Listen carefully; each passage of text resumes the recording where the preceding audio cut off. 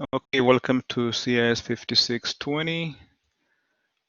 From the course calendar, it is telling us we are in.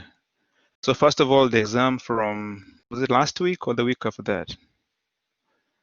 Week 9 last Yeah, week. so most of you did well in the exam, and if you need any input or any discussion on what went wrong, please let me know.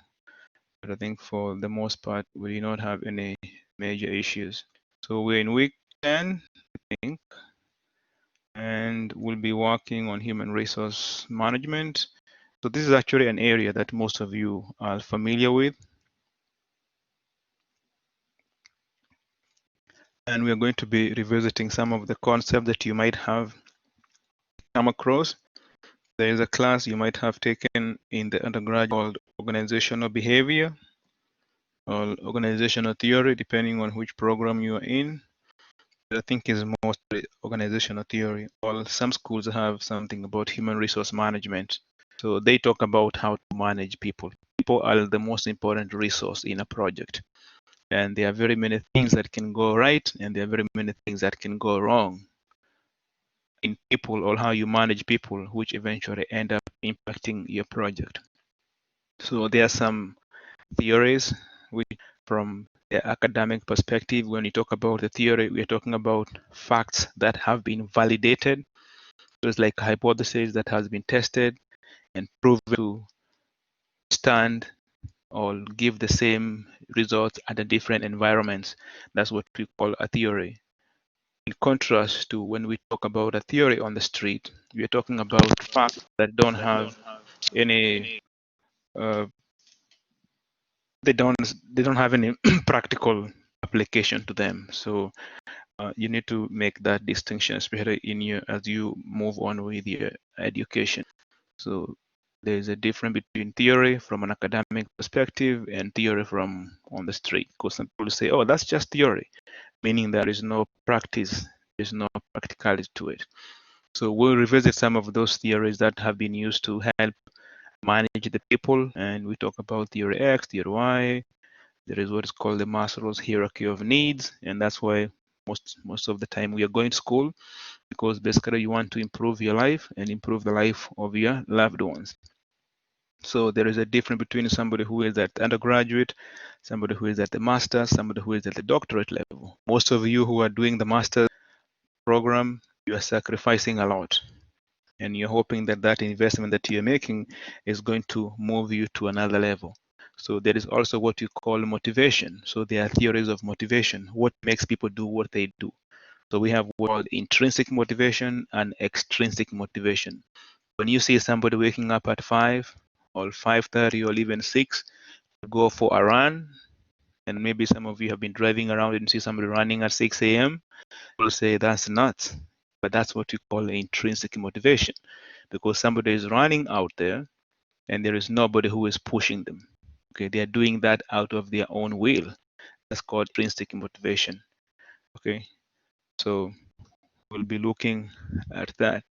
Now, what I always tell students is make sure whatever you're doing in school and when you're choosing your career, of course, it's not always going to be possible that we choose things that we really like to do.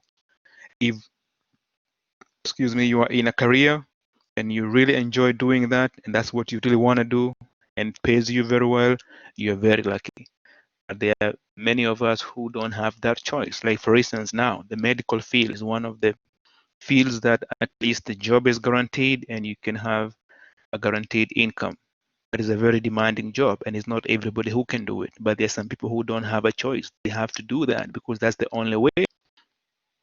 You know, I was watching a movie the other day, and they were talking about these kids who joined the military, and they say for those kids in their community, that is the only way out.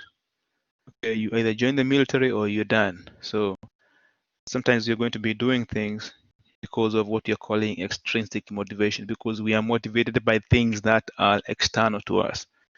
Okay, and that's just how life is. Okay, so we'll be making progress, and we'll be looking at communications next week, and then we have risk management, also very important.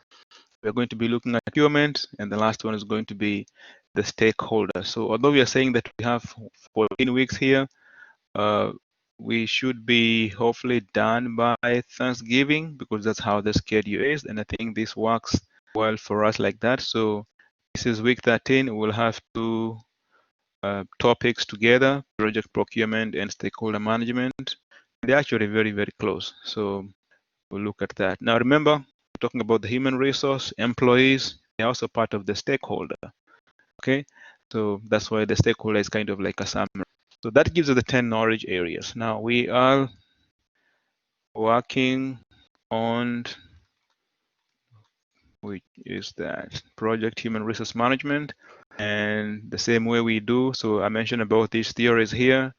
So Maslow's hierarchy of needs.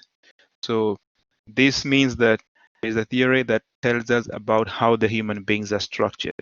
So which are the three main basic human needs? What are the three things that everybody needs to survive? This is something that we learn like in elementary school. Anybody? Air, water. Are you referring to those type needs? So water is one of them. Okay. So that's food. What else?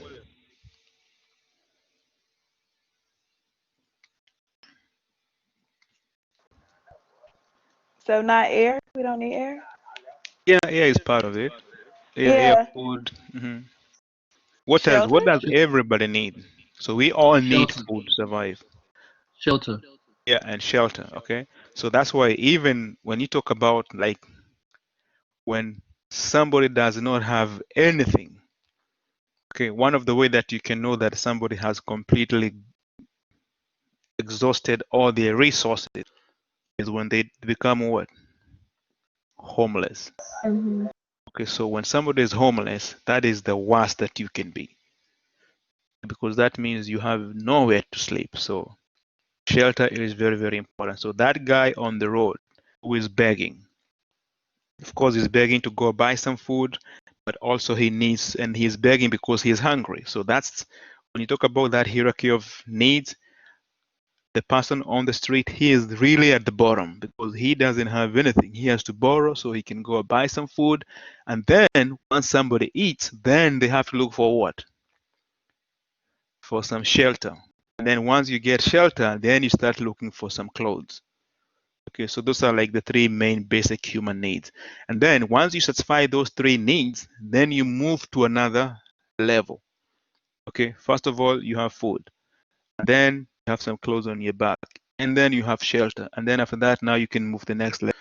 So you keep, as you satisfy one need, you move up the hierarchy. Somebody like Bill Gates, we can talk of him as being all the way at the top because he is doing what he loves to do. He does not do what he's doing for the money. Okay, he is giving a lot of his money to very many people, very many charitable organizations. He moves all over the world, helping do things that he enjoys to do. So that's what is called self-actualization. When you reach the top of the hierarchy, very few people get there. Okay, but that's what we all aspire to. And when you go to school, when you're going through all this work, what you're trying to accomplish is to move up through what you're calling the hierarchy of needs.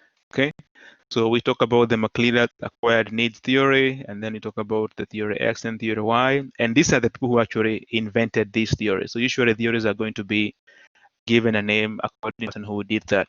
So theory X and theory Y. So basically what we talk about is theory X is there are people who always need to be supervised. So when you're working on a project, it's always good for a project manager to know the type of employees that you're working with. And if some people will actually give you, I don't know whether you've ever gone for a job interview and they give you a survey and they're trying to figure out what kind of a person you are, and you ask some question. They ask you, do you like to work in a group? Are you an introvert? Are you an extrovert? They don't exactly ask you that. They ask you things like when you're working, do you like your blinds to close your blinds? Okay. Would you rather go for an outing in the evening with friends or stay indoors and watch a movie? Okay, so those are questionnaires that are set in such a way that when they collect all that data and they analyze it, they'll be able to figure out what kind of a person you are. So with theory X, who are always going to need some supervision. Now, usually we say that people who have this type of theory, you're going to be finding them in the lower tier employment sector. Okay, so like if you go to the fast food restaurants, you might find most of the people working there, they always need to be supervised. If the supervisor is not there, they don't do the job well. And then we have the RY, people who can do the job without being supervised. Then that brings us back to the motivation. You do things that you do because you enjoy doing them. People who always need to be supervised, they need to be supervised because they don't enjoy doing that. Now, these theories actually were very prominent in the old days of manufacturing. We used to have people on the floor, and we had what we call the foreman. So if you read the history of the manufacturing and production, you realize the foreman was kind of like the boss of the people on the floor. And he's the one who came around and ensured that if somebody was moving slow, they'll tell you, hey, you need to do what? Pick up the what? The pace. Okay? So that explains that. So we have all these Myers-Briggs type indicator is actually a survey that you can go through, and it tells us we have like 4 different types of personalities. So this is more for the personality types, introvert, extrovert. And the reason why it's good for you to have at least an idea about the type of people that you have in your project is because personalities affect how people interact with each other and also how people work.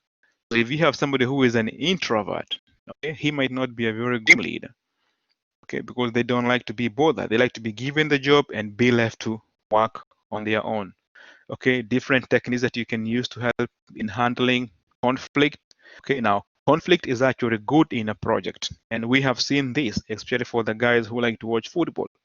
Sometimes you'll have the quarterback and he throws the ball at the wide receiver and the wide receiver misses the ball, or the other way around. The wide receiver is pissed with the quarterback. It's like, you're not throwing the ball at me, or you're not throwing the ball properly. And you can see them even sometimes pushing each other, and then they go back the sideline and they figure things out, and then they come back. Conflict is good. And there's actually a saying, an African saying, that says if you have two axes and you put them in the same bag and you're moving around, those axes grind each other. So the same day we say, if we're in a relationship, a little bit of conflict is good. Okay.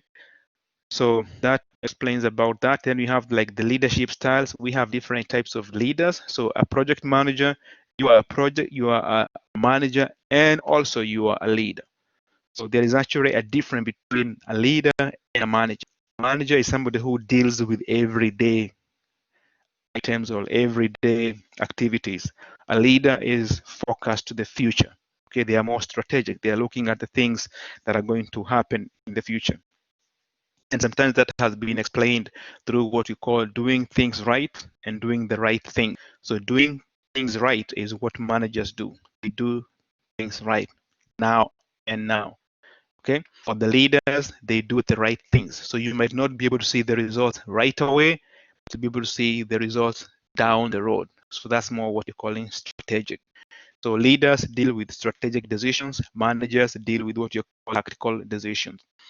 So when we looked at the company strategy, we talked about the strategic decision making, and you look at the tactical decision making. So tactical is the everyday things. Strategic is 3, 4, 5 years down the road. So different types of leadership styles. We look at that because that also determines how your project will come out. Also different types of leaders. We have like what you call charismatic leaders. Okay, if you think of somebody like who is that? Martin Luther King.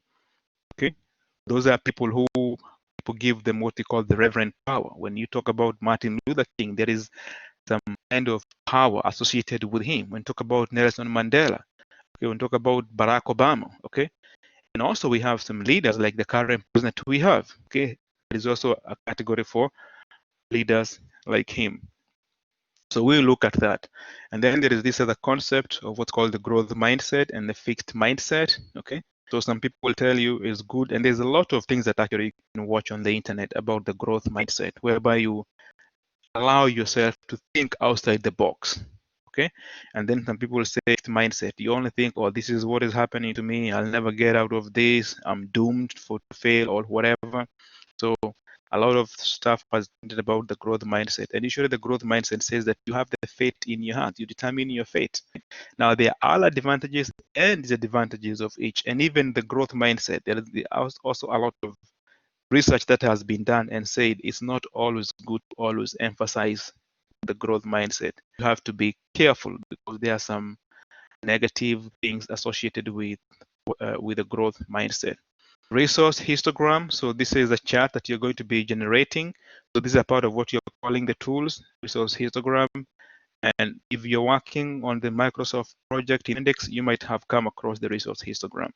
But it's nothing else but is a diagram that shows you how many the type of resources that you have, and in this case human beings, like how many employees you have, their categories, their skills, and how they are assigned to the project. Then you also have the RACI chart.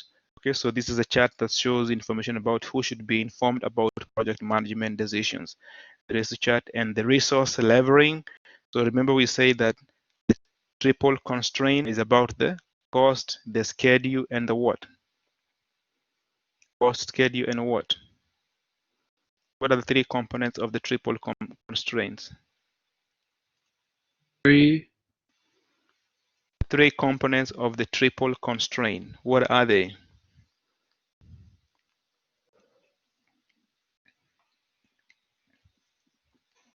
We looked at this from the beginning. Triple constraint. I already gave you some of the answer. So one is cost. So when you're looking at a project, you have to make sure that those three things are balanced, and also they are used for determining the success or the failure of a project. So the triple constraint is the cost, and then you have the schedule and you have the scope. Some people will add quality there. Okay, those are the three main ones. So sometimes when you're working on a project, you might realize that you're using more money, or you go over what you're calling over budget. Or sometimes you might find that you're either working on the project too far or you're falling behind. So one of the way that you can try to move the project to the original baseline is by using what you're calling the resource leveraging. That's why you move employees or the other resources that you might have to try to make sure that you're staying within the stipulated baseline or the agreed level time of completion. So resource leveraging is that concept that you use to make sure that you're balancing your resources. So that kind of gives you a breakdown of all these different components. Now, as always, I think there are a couple of videos that we have posted here. So this talks about the Maslow hierarchy of needs, and I think you should watch this if you have not. Okay. So psychologists, managers, co-workers, teachers, parents, and most people in general struggle to understand what motivates people to do what they do. Okay, like I mentioned, somebody wakes up at 5 to just go for a run. Okay, and so you wonder why to do that. Now, it's very few of us who probably will be on the road begging. But when you have reached the bottom of the Maslow hierarchy of needs, sometimes you don't have a choice.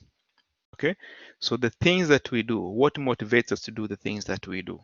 Okay, so intrinsic motivation causes people to participate in an activity for their own enjoyment. Those are the people who go what? Mount Everest. You know, there's a movie I watched about climbing Mount Everest. You're familiar with that mountain, correct? Yeah, I think I watched that too. It's called Into the Darkness Hmm. or something like that. And when you watch that, it's actually very expensive to climb. I think is they say some people pay almost $100,000 for that experience. But one part of that video, if you've never watched it, and there are very many on the YouTube, I think close to that you can watch. They had this one part where people are passing corpses, like you look down there and you see a dead body, and you're going up the mountain, and you know that could be you, because on that route to the peak, if somebody falls down, there's nothing they can do for you. They just leave you there, you die, and you're frozen. So they're saying there are actually some bodies that you can see that have been there 5, 6, 7 years because it's on the mountain. They are all frozen. So people keep doing that. Okay? So there is no price that you do when you win when you do that. It's just what you're calling intrinsic motivation. Okay, so some people have to read, write, play, and do all those things. So this movie here, this short video here, walks you through what you're calling the Maslow hierarchy of needs. I'm sorry, Professor K. I'm not seeing anything displayed. I don't know if you are, Jeff, but I'm Oh, in there's a blank nothing. screen. Jeff, can you see anything? Yeah, I could see it. Yeah, maybe you're on the Okay. wrong. see your name here, so you are right here. I'm gonna go back and come back in. I'm sorry, I'm in black.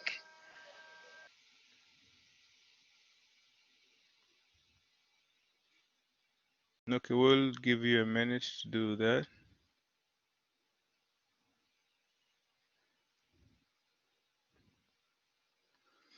Yeah, so you make sure you watch that movie. Jeff is gonna show you some really interesting perspective on what motivates people to do the things that they do.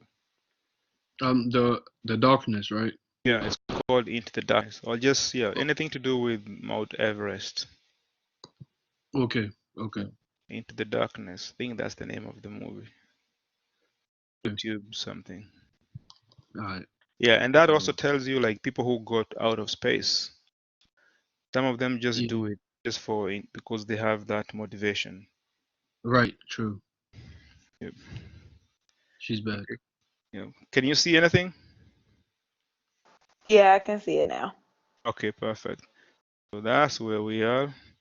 Okay, so we have the McLeod acquired needs theory. So David McLeod proposed that a person's specific needs are acquired or learned over time and shaped by the life experiences. So this is that concept we mentioned about last week about the nature and nurture. So you have to be careful about that. So the main categories of acquired needs include achievement. Okay, so you're going to school because you want to achieve something. Okay, of course, you're going to get that master's program, but then what? Hopefully, you get a job promotion. Some people go to school just for fun. Okay, so people do different things for different reasons. Affiliation, you do things because you want to have a relationship. An affiliation, you want to be in a relationship. Okay, power. People do things for power. Okay, I want to run for office. Why? Because I want to be powerful. Okay, I want to be a policeman. Why? Because of that. I want to join the military because of that. Okay, I want to be a leader of Fortune 500 company because that position has power. Okay, so one or two of these needs are dominant in people. So usually you find that the achievement, the affiliation, or power, there are some that are going to be more dominant than others. Specific needs are acquired or learned over time and shaped by life experiences, including the achievement. So we have the NAC people, we have the affiliation of NF, and then N power. So this video actually walks you through that. You don't have to go into more details about this, but at least have an idea about what this means. Because if you're a project manager, you might learn something about yourself. Why do I do what I do? And then also you'll be able to know why people do the things that they do. And that way, when you're a project manager, you'll be able to know. Okay, so when you're driving on the road and somebody cuts you off, you don't have to keep going back and forth with them, slow down a few miles per hour and let them drive off. But for some people, they can't just let that go. Why? Because what? Maybe they want to feel that they are powerful. They want to feel in control. They want to feel that they are the dominant. Okay. Same thing if you're in a relationship. You don't have to always win, you know? So that's the McLeod acquired needs theory. And then we have McGregor's theory X and theory Y. So Douglas McGregor popularized the human relations approach to management in the 1960s. Theory X assumes workers dislike and avoid work. Remember when I said about the foreman? That's why there's a foreman there, because people, if they are not supervised, they're not going to do the work because they're not there to do the work, just there for the money. Okay, some people, not all people, but they are there for the money. Okay, so this theory assumes that workers dislike and avoid work, so managers must use force, threat, and various control schemes to get workers to do what? To meet objectives. So you're told if you don't work, what happens? You get written up. Okay, and then when you have been written a couple of times, you might get fired or you might lose some hours. Okay, the ROI assumes individuals consider work as natural as play or rest and enjoy the satisfaction of esteem and self-actualization needs. So when we took some students, maybe I've told you this before, maybe you already know, we took some students to Cisco campus in Morrisville. And when you look at how people work in that organization, it's just amazing. And it's the same thing at SAS. They have a basketball court, and I remember we went there around 9, and by 11, there were some guys who were shooting hoops. Okay, so we asked, how come they're playing basketball at 11 a.m.? And this manager told us it's their own choice. As long as they're doing their job, they can do wherever they want. Okay, so and that's actually so the company has provided those resources because people who are working there, they are self-motivated. Given a project and you're told this is the deadline, go ahead. Now, of course, probably sometimes when you just get hired, they don't just give you that kind of leeway. But once they realize that you're somebody who can deliver, maybe that's how you end up getting those kind of opportunities. So these are companies that people don't have to go out to buy food. They have gourmet meals over there. Some of them have daycare. They even had a health center. They had a gym in there. So they're trying to keep everything in the same location, making the employees happy. Why? Because there are theories and studies that have shown that if the employees are happy, they are what? They are more productive. Okay, so people actually, when you give people that kind of leeway, they actually end up working more for the organization. So that's part of all this. Now, Theory Z was introduced in 1981 by William Auchi, a Japanese, and based on the Japanese approach of motivating workers, emphasizing trust, quality, collective decision making, and cultural values. In Japan, they are very, very particular about how they manage their organizations. And we have actually had cases whereby some CEOs have committed suicide. In the US, when a company does something very egregious, what usually happens is what? Most of the CEOs actually get away with a golden parachute. In Japan, some of the CEOs actually commit suicide because when a company fails the people, they don't just feel like themselves they have failed the people, they feel like they have failed the society. And some people they cannot live with that guilt. Okay, so that's why we're talking about the cultural values, collective decision making, and things like trust. So that's usually based on the culture in Japan. Okay, so this theory goes in and explain that. And as a project manager, it is very important that you know that. Any questions so far? No. Okay, so when you talk about human resource, we might also talk about the culture. So the culture in the US is what you call an open society. In the US, we have an open. Now, you remember what happened with Clinton and Monica Lewinsky? That information shocked very many people in the world because the way we put out our president out there and all the details that was coming out, they could not believe something like that. And the same thing that's happening with the current president and Stormy Daniels and things like that. I mean, president in the other part of the world, they have those kind of things. Some of them, not all of them, but there are some who have that. It does not come up in the public arena. It's just because we are living in a culture that's very, very open. So, as a project manager, you need to know the type of culture that you're working with, because you might be working in a project that is involving people from different countries, and how you interact with them is different.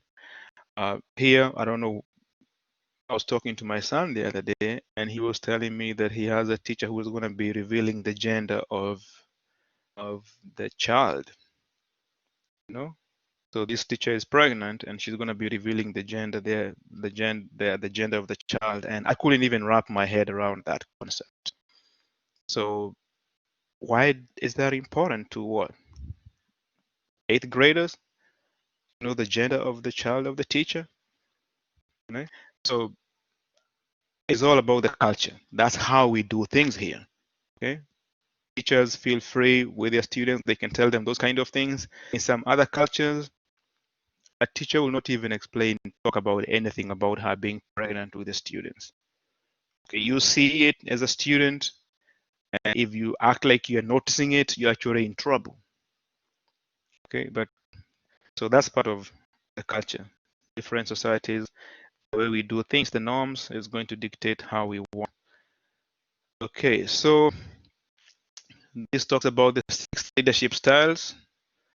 We have the visionary leaders, people who are able to see the future and they can foresee. Remember Martin Luther, and he talked about the dream. Okay, now we have seen some of those, some aspects of that dream come true. Okay, we have other leaders who have what you're calling the coaching style. Okay, of course, like coaches, they are supposed to be mentoring and helping build others. Affiliative, we have others who are democratic. Okay, they like in sharing ideas, everybody participating. Although when you look at democratic, there's a lot that can be said about democratic, because democratic technically is actually ruled by the majority. And then we have pace setting and commanding. So this video gives you some ideas and shows you exactly the different types of leadership styles that are out there. RACI explained, okay? So who is responsible? This is the acronym for who is responsible, who is accountable, who is consulted, and who is informed. So this is usually when you're working in a project, and we have the responsibility assignment matrix. So remember when you talk about the work breakdown structure, and then so we have the OBS, which is the organizational breakdown structure, usually the hierarchy. We talk about that in the hierarchy of the organization. You have the CEO, and then you might have the different vice president, and then you might have to go to, if it's functional, you have to accounting department, CI information system department, marketing, or the way like that. Then they have their own employee. So that's part of what you're calling the organizational breakdown structure. Work breakdown structure shows you all the different work activities that are going to be done in the project. Now, what you do is you match the work breakdown structure with the organizational breakdown structure. So you know this person in the accounting department will be working on this piece of the project. This person in the CIS department will be working on this piece of the project, on this work unit. Okay, so those work units. So out of that, you end up with what you're calling the responsibility assignment matrix.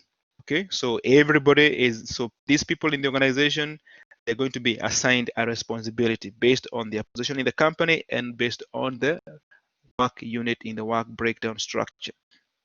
So once you finish with that, then you come up with what you're calling the RACI chart.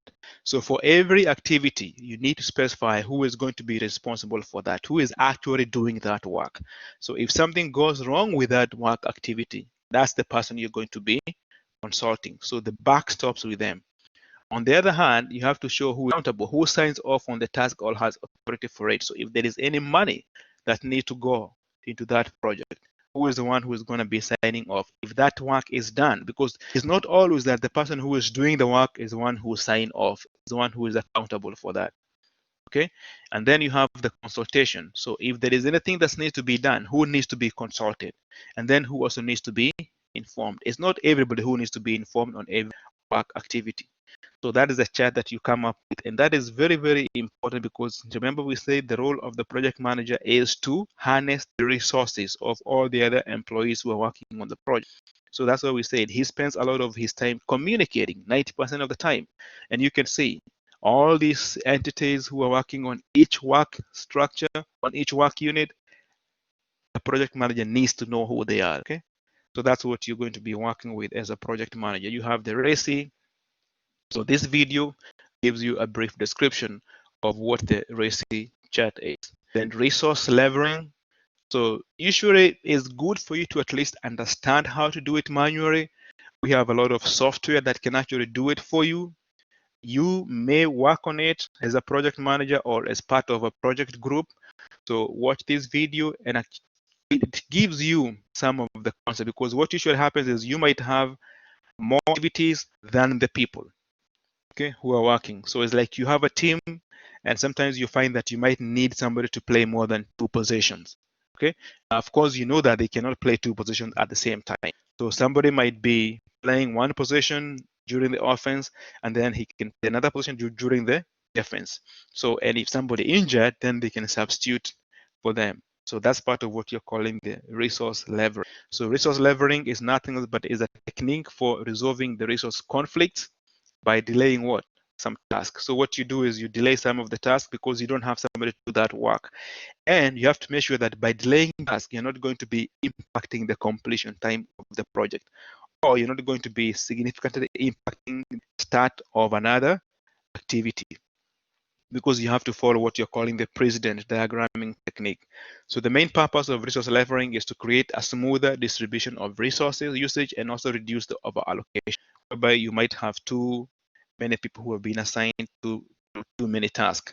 So you examine the diagram, and then you look for things like the slack or the float, and you help identify the resource conflicts. So this video walks you through that, and I actually watch that, and you should be able to get some ideas. You might actually have read a little bit of this when you're going through the ethics, because I think there are some parts that go through that through the resource leveraging. Myers-Briggs type indicator, another concept which is very, very important. So you have had some people saying, I'm an introvert, I'm an extrovert, I'm a thinking, feeling person, I'm an extensional intuition. So they are very companies that will actually give you a test before they hire you or even after they hire you. Just try to understand what kind of a person you are. Okay, so project managers can often benefit from knowing their team members' MBTI profiles by adjusting their management style for each person. For example, if the project manager is a strong N person, okay, so a person who follows their intuition, and one of the team members is a strong S, which is sensational, the project manager should provide more concrete, detailed explanations for that person's task assignment. That's why it's very important to do that, because some people, they need specific details of what is expected of them. For some people, they'll be able to figure it out. They don't need to be given every any detail of what needs to be done. So project manager may also want to make sure they have a variety of personality types on their teams. For example, if all team members are strong introverts, it may be difficult for them to work well with the users. Okay, remember, introvert, they don't like to interact with other people. If you're working on a project that needs you to bring in the users, especially if it's in an agile environment where you have to keep bringing work on a small piece, then go customer, present, and then come back and make some more improvements or changes, or continue working on it. So if you have a lot of introverts, then that will become a problem. So watch that video a little bit and then be able to see how you can go about talking about the different types of team members. 4 types of team members or teamwork, of course, is challenging to create, and business teams are subject to dysfunction. Maintaining teamwork is quite challenging. You might have heard some people saying he's very difficult or she is very difficult to work with. Okay? What makes people difficult to work with? Because of things like this, trust. Okay, so these are some of the items that will actually cause what problem in teams. So this is actually an interesting video here, right here. So make sure you watch that. And they talk about things like the absence of trust. If you don't trust somebody, it's very difficult to do what? Be with them. They say two cannot work together unless they do what? They trust each other. Okay. Fear of conflict. Some people don't want conflict. So that can make you not be a good team member or just fear being in a team. Lack of commitment. People don't want to make commitment. If you're working in a team, you're working on common objective or a common goal, which means that you might have to pull some weight. And hopefully everybody's going to pull their weight.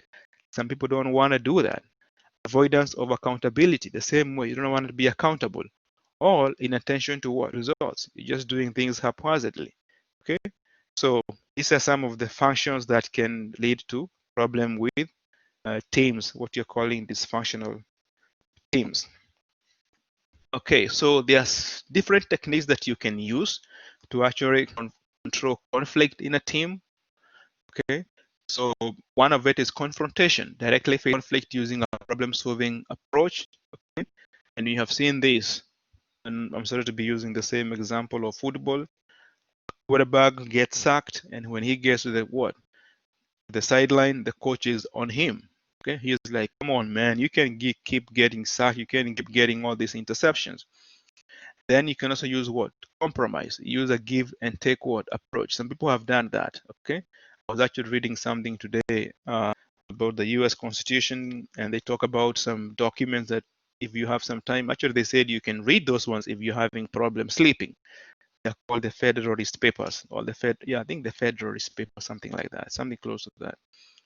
But they're saying that the US Constitution, the way the framers worked on it, is based on compromise. Okay, it's not a winner take all. So they have to compromise, give and take. And that's what we have also seen sometimes in Congress, because we have two main parties and they cannot always agree on something. So before they pass a bill, there has to be a give and take. Okay, I'll do this for you, and then you do this for me. Okay, not kind of like, I don't know what they can call that, tit for tat. But anyway, so that's another way that you can solve a conflict. So if people have two groups are having an issue, what you can do in compromise. Look at what is called the common ground. Smoothing out, emphasizing areas of difference and emphasizing areas of agreement. You can also do the forcing. This is the win-lose approach. It's not very common and it's not very encouraged, but this is where you can do it as a project manager. Okay, so if you have somebody, two people in a group or even two groups that are having a problem, you can choose the choice or the decision that's going to be happening. We see that all the time with kids and parents. Okay, they're like, you're going to eat your broccoli. Okay? Now, sometimes things like the smoothing, they maybe have some broccoli. Maybe you can say, okay, you can eat maybe if there are 4 pieces, maybe 2 pieces or something like that. Withdrawal, retreat, or withdraw from an actual or potential disagreement. Okay, we have seen this also. And then collaborating, decision makers incorporate different viewpoints and insights to develop consensus and commitment. So the video is good. Most of the information you actually have it right here. Okay, and they have some information. So I don't know how many of you are going to continue with your education, like past the graduate school, but some of these concepts you'll come back to them. Okay, it's very, very important to know about where the theories come from, and yeah, and on like that. Finally, the growth mindset and fixed mindset. So we have two types of mindsets can cultivate: one that embraces problems as opportunities to learn, okay, and one that avoids them, often out of fear to fail. Okay. Now, people have said, and I think is the cliche, you cannot succeed until you fail. So the key thing is fail and fail fast. Okay. So people who went to invented light, people who went to the moon and all that, and even people who run, like I'm a runner, so that's why I'm using all these examples of running. So before you run a marathon, 99% of the people will have run not exactly a marathon, 26.2 miles, but at least 20 miles a couple of times before you actually run the actual marathon. So basically, it's kind of like your training. So you cannot avoid, if you want to be successful, you have to be ready to fail, because that's all that you're going to know what you can do and what you cannot do, and you help build yourself. So people that avoid conflicts can be described as having a fixed mindset. Those who see problems as interesting challenges have a growth mindset. Okay, you get challenged, and then from there you become stronger. Okay, you build on it and you move to the next level. Okay, so this video will help you to be able to do that. Now, like I mentioned before, it's not always good to. The way to actually put it is there are advantages and disadvantages of a growth mindset, because most of the time we only emphasize the positive aspect of growth mindset. So, any questions?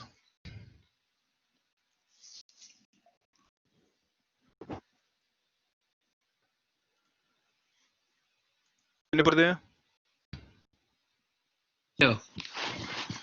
Okay, so we are going to stop from here. So in terms of assessment, we don't have anything that's due this week. So we'll continue working on the Microsoft project. And like I said, do as much as you can. And I'll try to get those files and put them somewhere over here. They'll be able to see data files somewhere over here and work on your project. And let's see what are we going to be working on from next week. And let's see, next week is week 10, communication. Actually, is nice. So we'll have a discussion next week on VoiceThread. And remember, for the discussions, you have to comment on your colleagues' post and then come back. No, you have to make your own post, I'm sorry, and then comment on your colleague's post. And some of you are not doing that. So if you're not commenting, it's very difficult for me to grade, because usually what happens is when you make the post and then you comment, your name is moved to a category that shows that you have finished the assignment. And if you don't do both of those, your name is left behind. So I have to keep going back and checking, okay, she commented or she posted and she didn't do the other one. So it becomes very conflicting and time consuming. So make sure you do that. That's for next week. Okay, so that's where we are. I think there's some people who are here for the meeting, so I'm going to stop this recording and you're free to ask